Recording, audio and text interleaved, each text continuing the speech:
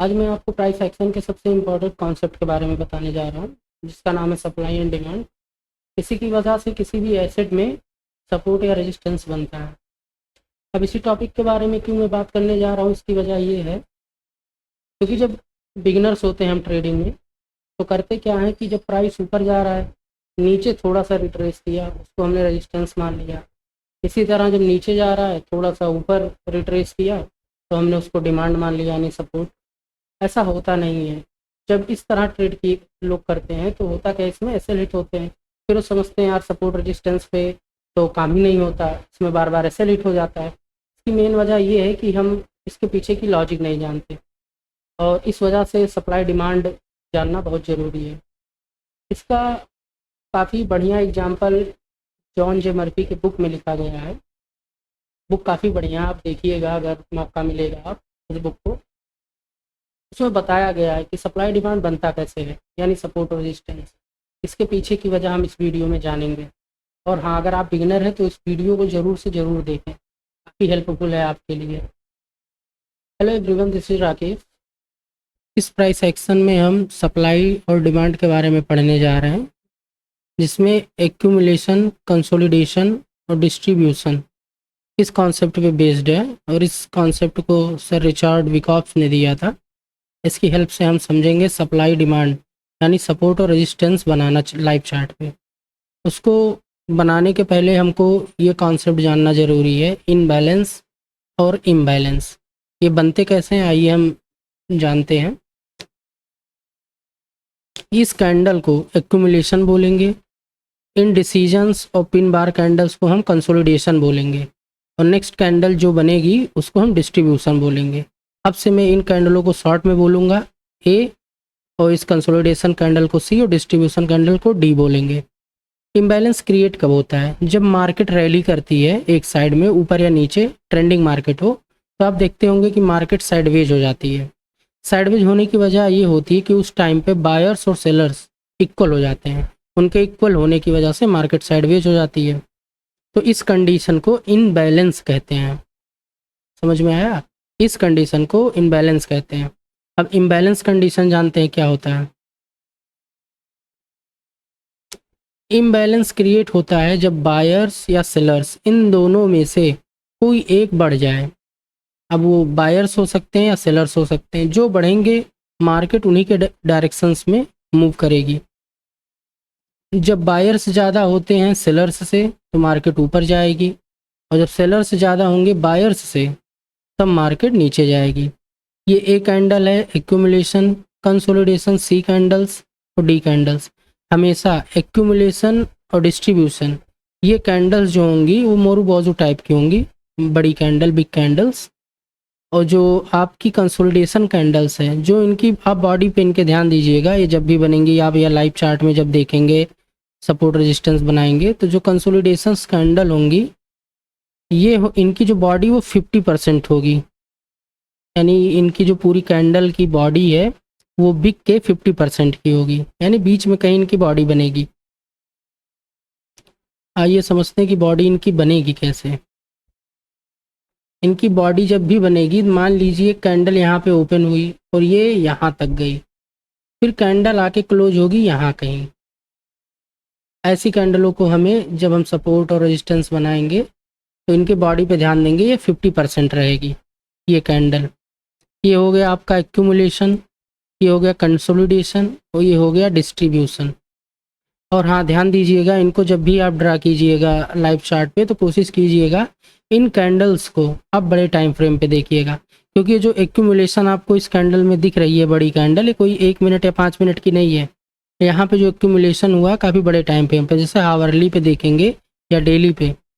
मेरे हिसाब से आप इसको 75 मिनट्स पे देखिएगा, क्योंकि 75 मिनट्स इसलिए क्योंकि मार्केट अबाउट 6 घंटे की होती है, तो वो जो इवनली मार्केट हावर्स है 75 मिनट्स में डिवाइड हो जाती हैं। इस वजह से 75 मिनट्स पे कोशिश करिएगा देखने। तो ये लंबे टाइम फ्रेम की कैंडल है, यहाँ पे एक्यूमुलेट हुए हैं सेलर्स, ठीक है। ये जो कैंडल बनी सेलर्स की है, और मार्केट यहाँ से रैली की, फिर इसके बाद यहाँ पे कंसोलिडेशन हुआ यहाँ, यानी कि ये जो इतना यहाँ से इतना है, ये इनबैलेंस है, लेकिन इस कैंडल के बनने की वजह से ये इम्बैलेंस कंडीशन आ गई। ये जो कंडीशन हुई है इम्बैलेंस किस वजह से हुई है, बस इस कैंडल के बनने की वजह से इम्बैलेंस क्रिएट हुआ है। इम्बैलेंस क्रिएट हुआ है बायर्स, ये मार्केट ऊपर जा रही है, बायर्स ने क्रिएट किया है। अभी मार्केट ऊपर जाएगी, यानी कि यहाँ पे बायर्स जो हैं वो सेलर्स से ज़्यादा हैं, बायर्स ग्रेटर देन सेलर्स, इस वजह से मार्केट ऊपर मूव करेगी। अब इसके कुछ कंडीशंस ये हैं, पहले कंडीशन मैंने आपको बता दिया, एक कैंडल एक्यूमुलेशन, कंसोलिडेशन और डिस्ट्रीब्यूशन जो हुआ है, इस कंडीशन में आप ध्यान रखिएगा, जब भी ये कैंडल बने तो ये बिग ही बननी चाहिए, लगभग इस कैंडल के बराबर, नियरली, एग्जैक्ट 100% कुछ भी नहीं होता, लेकिन नियरली अप्रॉक्स 90% तो इक्वल ही रहनी चाहिए। और ये जो कैंडल्स हैं, ये यहाँ पे 3 कैंडल्स हैं, मैक्सिमम आप 4 से 5 कैंडल यहाँ पे इंडिसीजन बन सकती हैं। अगर उससे ज़्यादा बन रही हैं तो ये जो कॉन्सेप्ट है वहाँ पे अप्लाई नहीं होगा। और यहाँ पे क्या हुआ है, यहाँ पे इम्बैलेंस किसने क्रिएट किया है, यहाँ पे इम्बैलेंस जो है सेलर्स ने क्रिएट किया है। क्यों? क्योंकि यहाँ बायर्स जो हैं कम हैं सेलर्स से। अब सेलर्स ज़्यादा हैं तो ये मार्केट को सेलिंग की तरफ ले जाएंगे। यहाँ पे एक्यूमुलेशन हुआ है, यहाँ पे कंसोलिडेशन हुआ है, और यहाँ पे क्या हुआ है, डिस्ट्रीब्यूशन। तो हम जब भी इस ट्रेड में ट्रेड करेंगे इस कॉन्सेप्ट पर, तो हम ध्यान रखेंगे कि ये जो आपको कंसोलिडेशन कैंडल दिखाई गई हैं, इनकी बॉडी 50% रहेगी, ये कंडीशंस हैं। तो जब हम ट्रेड लेंगे, मान लीजिए अगर हम ट्रेड पहले लेना चाहते हैं, ये आप पहले ट्रेड तब ले सकते हैं जब ये कॉन्सेप्ट आप अच्छे से प्रैक्टिस कर लें। नहीं तो आप करेंगे क्या, ये कैंडल्स, ए कैंडल बनने के बाद और सी कैंडल्स, ये दो तरह के कैंडल जब बन जाएं, तो जब ये तीसरी कैंडल डिस्ट्रीब्यूशन बने तो आप यहाँ पे एंट्री लेके, यहाँ पे आप एंट्री ले लीजिए, और एसएल आपका जस्ट ये इस लेवल पे लगेगा। ये हो गया आपका इम्बैलेंस। तो शॉर्ट में जो कंक्लूजन है, इम्बैलेंस क्रिएट करते हैं बायर सेलर्स। बायर्स जब ज़्यादा होंगे सेलर्स से, मार्केट ऊपर रैली करेगी, और सेलर्स जब ज़्यादा होंगे बायर्स से, तो मार्केट नीचे रैली करेगी। ये क्रिएट हो गया आपका इम्बैलेंस। तो आप अच्छे से समझ गए होंगे, इन बैलेंस कंडीशन में मार्केट साइड वेज रहने वाली है, यानी कंसोलिडेशन। और ये जब इम्बैलेंस कंडीशन आएगी, फिर मार्केट्स का ब्रेकआउट या ब्रेकडाउन, ऊपर या नीचे मार्केट की कंडीशन क्रिएट होगी। अब अगले कॉन्सेप्ट पे आते हैं कि इनबैलेंस और इम्बैलेंस कंडीशन बनते क्यों हैं, मतलब क्या ऐसा रीजन है कि इम्बैलेंस और इम्बैलेंस कंडीशन क्रिएट होते हैं। उसकी जो रीजन है वो है इंस्टीट्यूशनल पार्टिसिपेशन। इसका मेन रीजन है इंस्टीट्यूशनल पार्टिसिपेशन। अब ये, अच्छा, इंस्टीट्यूशन पार्टिसिपेशन इसलिए यहाँ पे जानना ज़रूरी है क्योंकि जो इंस्टीट्यूशन होते हैं इनके ऑर्डर्स रहते हैं बिग क्वांटिटी, बल्क में। बल्क में मतलब लाखों में इनकी क्वांटिटी रहती है। इस वजह से ये कंडीशन यही क्रिएट कर सकते हैं, रिटेलर्स जनरली नहीं कर पाते। तो इनबैलेंस और इम्बैलेंस होने की रीजन है इंस्टीट्यूशन।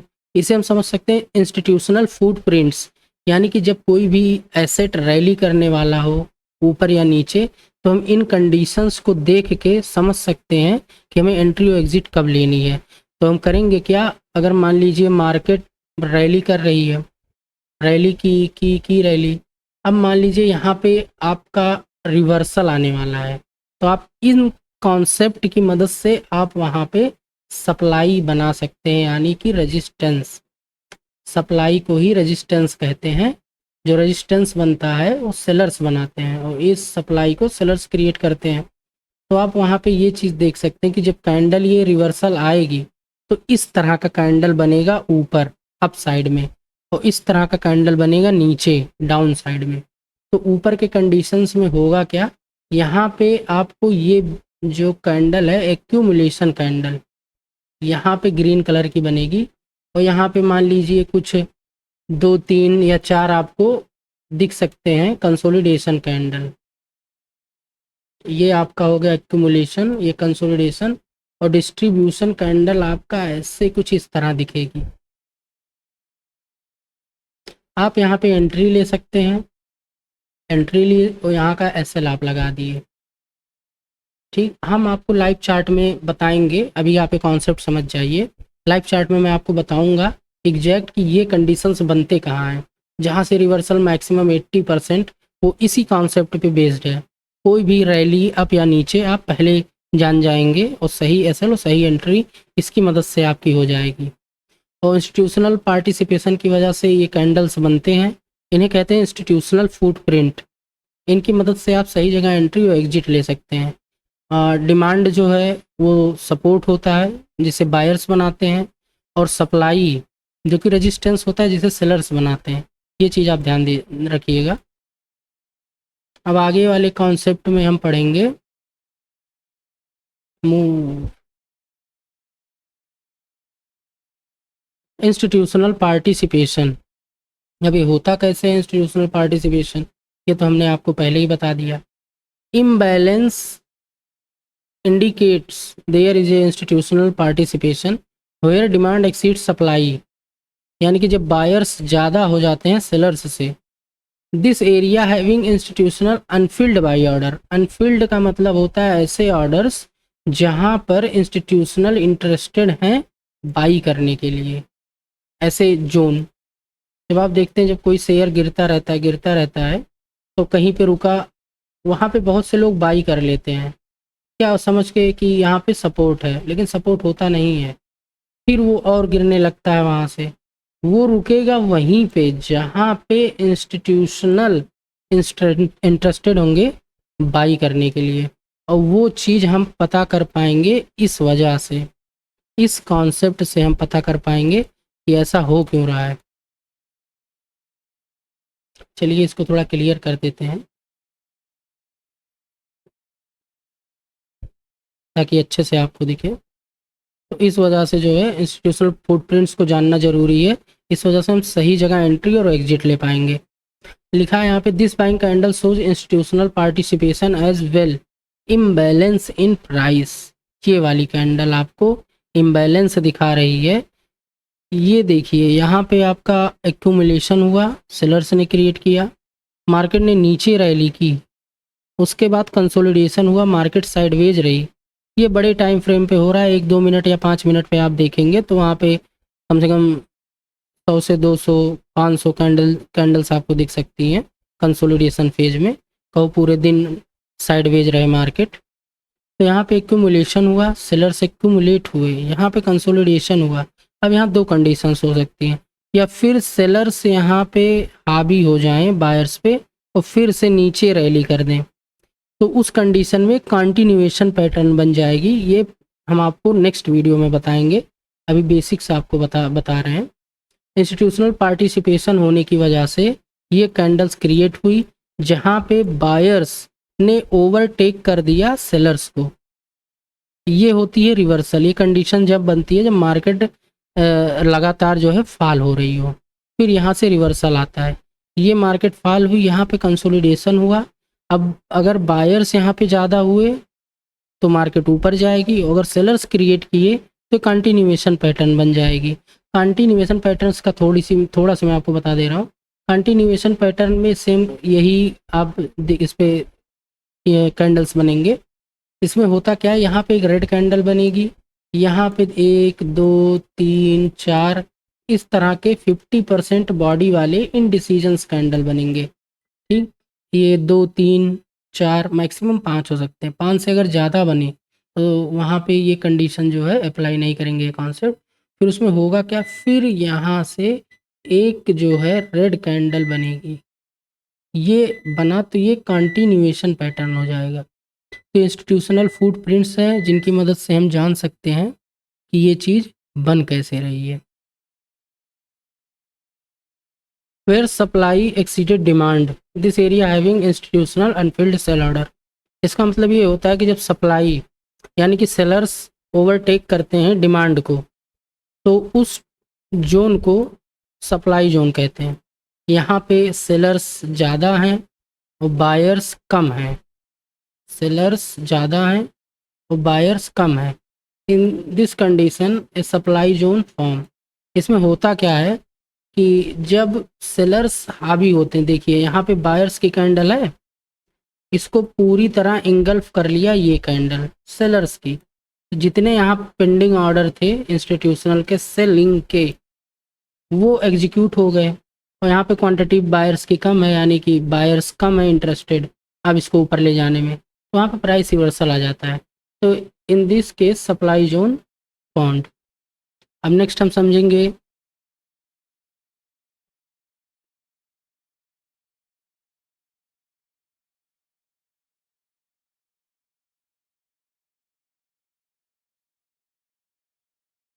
अब इसका एक हम पैटर्न देखेंगे, चार्ट पैटर्न, कि रियल मार्केट में एग्जैक्ट 100% तो इस तरह नहीं बनेगा, लेकिन रिलेटेड स्ट्रक्चर यही है।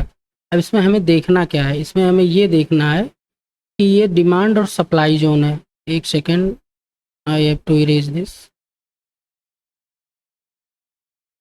एग्जैक्ट फिगर जो है ये सप्लाई और डिमांड का स्ट्रक्चर है कि ये एक्चुअल चार्ट पे किस तरह दिखेगा। ये स्ट्रक्चर है मार्केट रैली की, ठीक, डाउन में यहाँ पे मार्केट ने सपोर्ट लिया, यहाँ पे डिमांड क्रिएट हुई, बायर्स यहाँ पे इंटरेस्टेड थे, इंस्टीट्यूशन ने देखिए यहाँ पे बाई किया, ये आपका एक्यूमुलेशन कैंडल बना, ये आपका कंसोलिडेशन बना, और यहाँ पे डिस्ट्रीब्यूशन हुआ। तो जब भी हम सप्लाई और डिमांड जोन को बनाएंगे तो ध्यान रखेंगे जो हमारा जोन होगा वो होगा हमारे इन डिसीजन कैंडल की हाई और लो। ये देखिए इस तरह, ये कैंडल की हाई है और ये कैंडल का लो है। इस कैंडल को हम मानेंगे डिमांड जोन, इसके हाई लो को, और इसी तरह इसी कैंडल के हाई और लो को सप्लाई जोन बनाएंगे। ये मैं आपको कंप्लीट पूरी प्रैक्टिकल लाइव चार्ट में दिखाऊंगा एसेट स्टॉक्स में, और इसके लिए आप बने रहिएगा। नेक्स्ट वीडियो में हम लाइव मार्केट में इस स्ट्रक्चर को बनाएंगे जो हमने ये कॉन्सेप्ट सीखा है इस वीडियो में। थैंक यू, बने रहें और लाइक करना ना भूलें।